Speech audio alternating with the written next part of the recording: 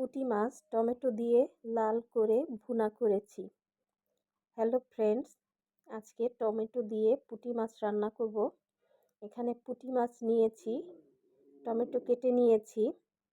তো মাছটা আমি প্রথমে ভেজে নিব হলুদ লবণ মাখিয়ে।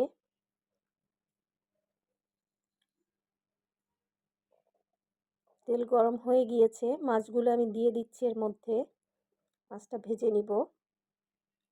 পুঁটি মাছ এভাবে ভেজে রান্না করলে বেশ ভালো লাগে খেতে। আমার তো ভীষণ ভালো লাগে। শীতের দিনে এরকম মাছের মধ্যে তেল থাকে, খেতে খুব টেস্টি হয়। তো মাছ ভাজা হয়ে গিয়েছে, এবার নামিয়ে নিচ্ছি।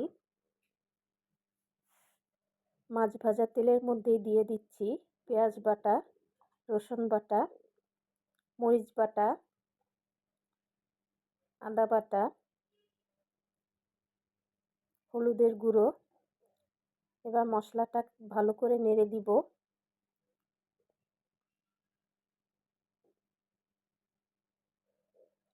মশলাটা আমি ভালো মতো কষিয়ে নিব, যাতে কাঁচা মশলার গন্ধটা দূর হয়।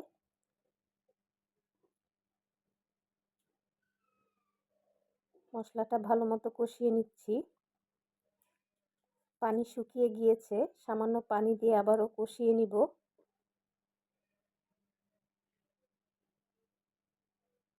মশলাটা কষিয়ে নিচ্ছি ভালো করে। এবার কেটে রাখা টমেটো আমি এর মধ্যে দিয়ে দিচ্ছি, দিয়ে ভালো করে নেড়ে দিব।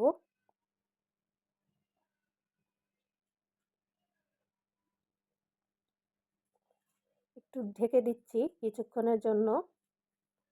কিছুক্ষণ পরে ঢাকনা খুলে আবারও নেড়ে দিব।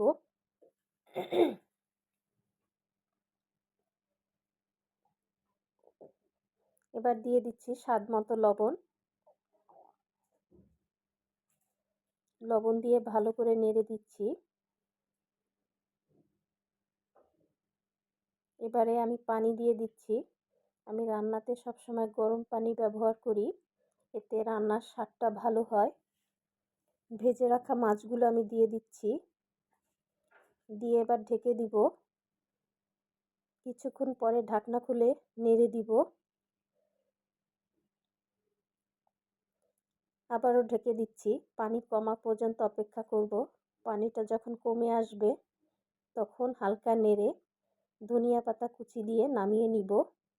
রান্না হয়ে গিয়েছে, এবার নামিয়ে নিব আমি।